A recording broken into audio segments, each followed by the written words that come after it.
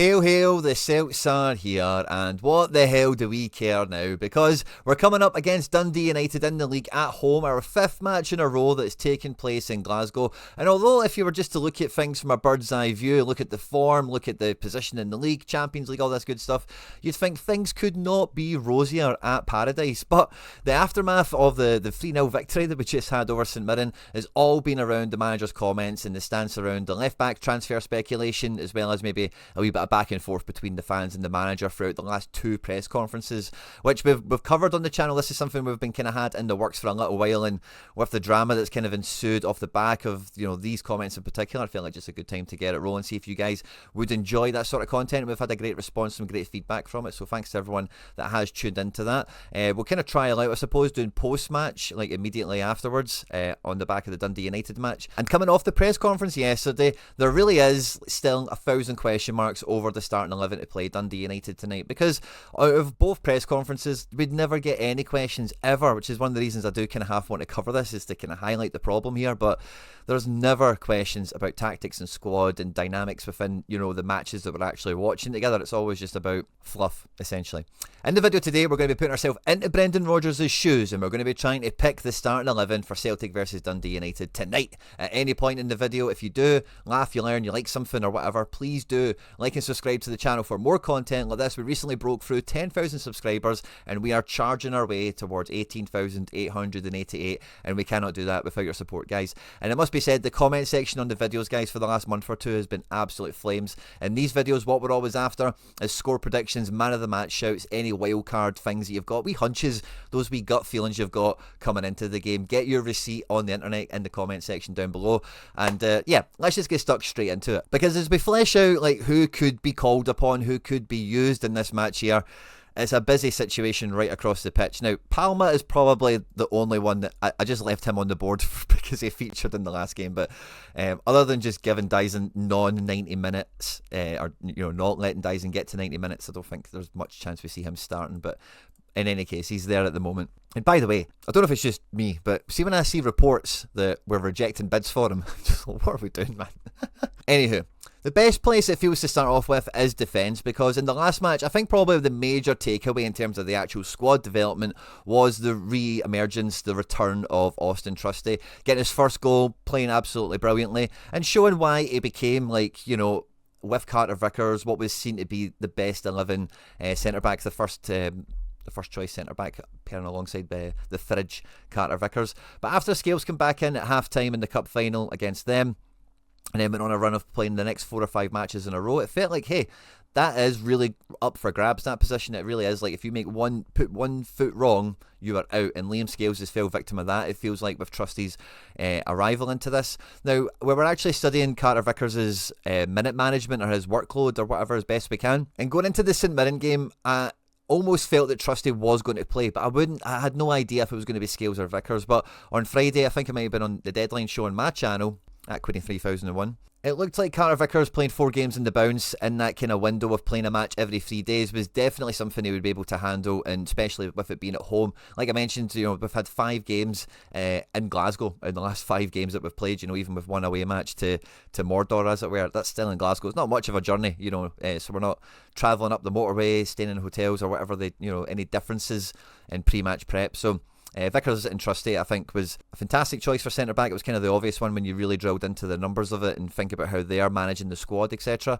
And I think kind of the same coming into this one, that although I'm seeing more people think maybe Vickers doesn't play this one just because of load management and all the rest of it, I actually think he does, because of the non-away match element in all of this. So I think we're going to see the exact same centre-back pairing that we've seen in the last match. And I think that's because, like, right after this game, we are going to be eyeing up Kilmarnock in the Cup and then the Young Boys game. These 2 matches are very pivotal to the rest of our season.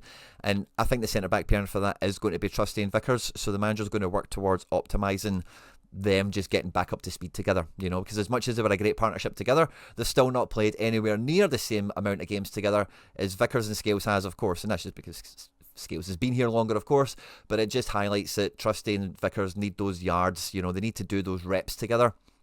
And I think that 2 games in the bounce, we don't want to change centre-backs after the form Trusty showed. And obviously Vickers, we're managing him well. And maybe the away game is maybe one we leave Vickers at home for, or sit him on the bench, whatever. Alistair Johnson, I think, is nailed on at right back. And then left back is a bit of a question coming into this now. I think really just because of all the noise that's around it at the moment, and this would be his 200th Celtic appearance. I think Taylor starts this one. Now, I want to say this now, right, because I know YouTube videos the way they go. The longer the video, the less of you stay longer, right? So I'm glad this is kind of early. Most of you should hear this, right? Taylor probably gets subbed off in this game. I hope to Christ that he gets a standing ovation. Either if you find it ironic or whatever, but genuinely, like, all things aside with Taylor and his contract situation and Tierney, and we've always, and I've made 1,000 videos scouting left backs, talking about the left back situation, primarily because he's been the only left back we've had, number one. But number two, like, with the ambition level that we've showed in some other areas, and we've gone on to increasingly do so year on year, transfer window on transfer window for the last, let's say, 3 years, you then get more ambitious with the style of player you're going to need to come in. And when Taylor's not offered new contracts, we now find ourselves in this position. It's just something that mechanically in the squad, somebody like me finds interesting, and we're going to talk and look at. We're going to talk about and we're going to look at. But make no mistake about it, domestically, Greg Taylor has been phenomenal for us. I've been a huge fan of him, and really, like, and again, we'll go into the midfield in a second, right? But part of the problem I've got with the midfield at the moment is kind of the problem that you get when you don't have Taylor being his best. You know, I remember right at the beginning of this season saying on the channel, Taylor is set up to have his best season in the hoops. He looked amazing at the beginning of the year, and he's not really looked amazing since he's kind of been in and out the team injury and the form of Valley and the contract thing and whatever. He's still doing great, right? But Taylor at his absolute best is, for all intents and purposes, our best attacking midfielder, really, you know, and no one says that, but it's so true. Like, when he is on it, like, space opens up, things happen. He might be involved directly, it might be secondary to whatever happens, or even tertiary, you know, but Taylor is like our best attacking mid. There's just no getting away from it, really, when he's on full. You know, you look at any of the games where he's really played out his skin domestically, that's what he's doing. You know, he's not being Roberto Carlos or Maldini or something like that at left back and just being like the best optimal left back. He's being an attacking midfielder when he's at his best, you know. So I'm a big fan of Taylor, but there is, like, every player has their ceiling, and it feels like what the ceiling that we are now looking for is, like, we want to be aiming for 10 Champions League games every season. You know, that's really the way this is now structured. That's what we want to be aiming for, and that's why it's a topic. Anyway, that's all just context and to the side, because tonight, like, I think Taylor, if he's got his head screwed on, if he's up for the cup, and, you know, the fans aren't, you know, like, I don't think there's going to be any animosity or any kind of negative vibe around. There is rumours that there'll be a banner in response to the Brendan Rodgers kind of, what we're calling it, Taylorgate maybe, or whatever, I don't know. So let's see how all that goes out. But this is how I expected defence to go. McGregor's, of course, nailed on to play this game as ever, and that then just puts even more question marks into the rest of the midfield, because with Bernardo not getting a kick of the ball in the last game, McKeown starting and being rather anonymous, you know, he was kind of the invisible man in midfield in the last match. That's something we've normally said of Arne Engels previously, but Engels was very present. You really knew where he was. He was on the ball often and really did his best to affect the game. I think he played really well. And Hatate, of course, kind of similar to McKeown. But again, Hatate got more touches. He was actually, like, involved in the match more when he did play. But again, just kind of nothing happened. You know, they didn't really offer us anything positive or negative. They were just kind of that neutral contributor, which for these kind of attacking midfield spots at home when you're dominating the ball, these guys need to be on it. You know, these are the guys that Brendan Rodgers is tasking as, you know, I don't want to say giving them the license, because that's just not quite doesn't quite hit the nose. But, like, you know, when they're preparing for these games, like, Rodgers fully gives, let's say, creative freedom to, you know, the attacking players in the team. Like, when Kuhn gets the ball, he can do whatever he wants. That's kind of the game that we play with the talented players in the squad. Yang's not going to start this, I don't think. You can say the exact same about Hatate. You could probably say the same about McKeown, even though McKeown does put a shift in both sides of the ball. I think that's just kind of in his DNA a little bit more. Not that Hatate doesn't do that, but I think when McKeown has had a good game, you feel that bit of extra grit, don't you, from him? Then Hatate is very good defensively and recovering. Like, I've got no complaints, but I think McKeown, you just kind of feel the ball winning a bit more. He just gives a bit more bite. It's probably the word for it in midfield. And Engels for me is, like, showing what he can actually start to offer this midfield, and I think very similar to Trusty, Engels is going to be wanted and needed for the cup game and for young boys, and I think Engels is 1,000% going to stay in the picture. Now, part of the problem that I think once you say Engels is going to start this is because in the last game and some of his best games, he's been on this left side of midfield. Now, we have spoke about the triangles he's been able to make previously with Johnson and Kuhn on the right, and I think that's been very successful when it's worked well and they've had good matches together. But in a few games, he's been really effective on the left side here, coming inside on his right foot to play balls into the channel for the likes of Dyson, Ida or Kyogo, or even, switching the play over to an Alistair Johnson or something like that as well, Kuhn. So I think that gives you a problem because Hatate only plays this side of the team. I've never seen Hatate really come on and be the right side of the midfield. So that makes it kind of tough for me. Now, again, in the context of the better or the more important matches that are about to come up, is Bernardo due to come back into the team? Maybe on the balance of he didn't get a kick of the ball in the last game, and normally for like these kind of main rotation plays, like Dyson played a full 90 against whoever and then didn't start the next match, came off the bench, and I think that's kind of the mirror image of maybe what we've seen. So it does feel like Bernardo and Engels just makes the most sense logically on preparation, not necessarily style, but just like whose turn it is a little bit, and who's like Bernardo's been without complaint, from a lot of Celtic fans. And if he does have Engels to carry a bit more water for him offensively, this could be a really nice midfield three that does work out. I don't really ever see this midfield three working out that often, and we speak about it on the channel quite regularly. So I just don't think it's got enough actual dynamic pace in it, like quick off over 10 yards or something like that. Not that any of these guys are slow or anything, but Hatate and McKeown are just a bit more like they drop the shoulder, turn, space opens up and drive. There's just a wee bit more of that to them, I would say, and I think you'd probably agree, which is why I just never really see Bernardo, Engels, McGregor working, but it has happened.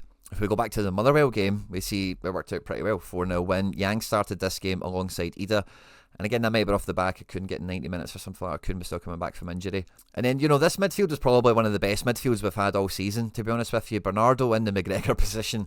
And again, this just highlights what I often say about the midfield is McGregor really should be in that Hatate role. Like, if this was Bernardo, McGregor, Engels in that kind of formation in particular, like, I think Rangers wouldn't have had a chance, to be quite frank.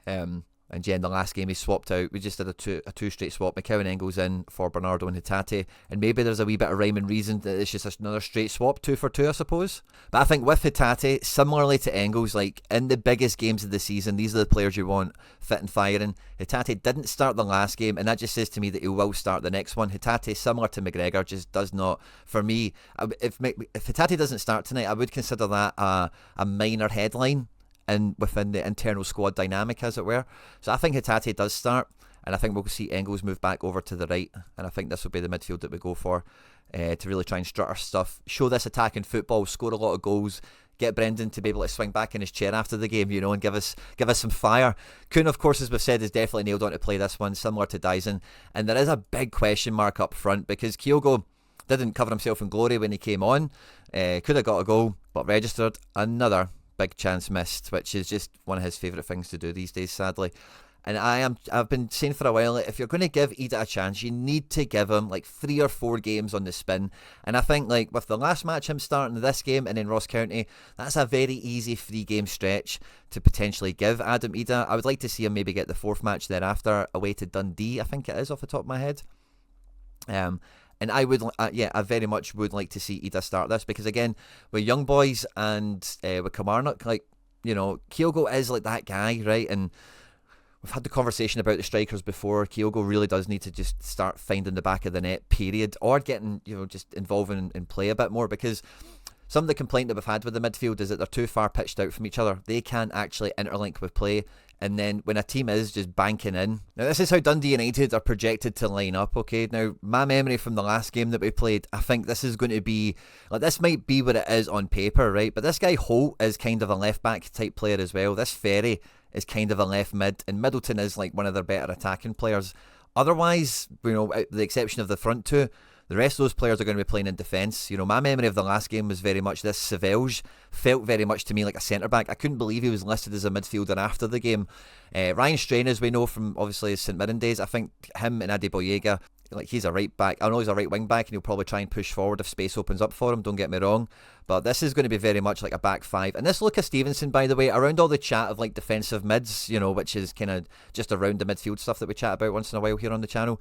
Lucas Stevenson did feel like a pretty decent defensive mid for Dundee United against us in the last game, just kind of cleaning up chances in front of the defence. So I think, like, again, he'll be kind of in defensive mid here, and then even though Ferry will be in at left back, him and Middleton are the get out. You know, they want to get out this side of the pitch with their pace. Maybe Middleton, you'll actually find him over this side of the pitch. Maybe they just do a wee bit of rule breaking on that one, and maybe just try and catch if Taylor is like inverted and really just coming inside here. They might try something like that, or maybe they do something like that with Trapanovsky, with Dalby just up here by himself perhaps. But I think, like, quite clearly, like, they're going to be tight, deep and compact with like the majority of their team. And when it comes to the striker, like, one of these guys, like, Ida is willing, able. I don't know how amazing he is at nipping in here, a wee bit of give and go and spin. But the problem is sometimes is it's still like not enough, because, like, look at this seriously. Like, this will be who is defending for Dundee United. And I don't care what you say. This is how it's going to go. I can just feel it. And if you're dropping into this pocket here, get a wee give and go, and then you spin right, you still get blooming like at least two centre-backs to deal with. Never mind depending on when the midfielder is and who's dealing with him. Like, is there an actual passing lane open? Which is why, like I say, the midfield just need to be much more involved together. That's just how I feel. And I think, like, part of that can be, depending on where we're dropping in and where the ball is, like, it can be from the striker. That kind of link up can happen with them. Ida is up for it. Kyogo kind of is, but he likes to fake it and then just straight away spin and run, which is fine. But again, like, we're then asking for really neat passes over the top or through a channel, which there's just going to be lots of no nonsense defending here. Like, this is just make no mistakes, get the ball away, you know, regroup, and we know who the get out is. You know, Ferry and Middleton on the left, Trapanowski and Strain probably on the right, maybe Trapanowski a wee bit more in the middle, and Dalby, of course, being the striker, just playing whatever side the ball's on. So the forward one is quite interesting. I really do want Ida to start this one again. It just gives you a few different avenues to success, and even like if this Savelge guy is like in midfield for a moment or two, the ball does come into Ida a wee bit quicker. Like, I fancy Ida to take on some centre backs faced up with them than Kyogo right now. You know, so let's give Ida the chance. I think let's give him a couple of games and let's see what he can really do, because we've seen what he can basically do, and you know, this is crunch time now, really. So let's keep him in, as what I say. So this is the Celtic team I'll go for, and kind of how I see the match going, I suppose. I'll give Dundee United their goalkeeper, and I'll say, if this is the team we get, especially, like, I fancy this to be like another 3-0. Could be 3-0 quite easily. We've been on a wee run as getting 4 goals in a game as well, right before the Derby game, as you've seen when we were on this screen here. You know, 4-0, 4-0. 3-0 with the Hibs before it, 5-0 against Ross County, 4 against Hearts. Like, there is regularity, like 3 goals or more, I suppose. So yeah, 3-4-0 feels kind of in the script. I think the clean sheet will be there. I think it will be 2-0. And yeah, I'm going to go with 4-0 on this one, because I think the bench could be quite effective with the likes of McKeown perhaps, and probably Valle if he does come on at some point, Kyogo as well, and maybe Yang finally gets something in a game, who knows. Looking forward to catching your comments down below, guys. On screen there now is some other stuff that we've made that YouTube thinks you might enjoy. Do not forget to hit the subscribe button for more content like this. Hail, hail, and Moan the Hoops.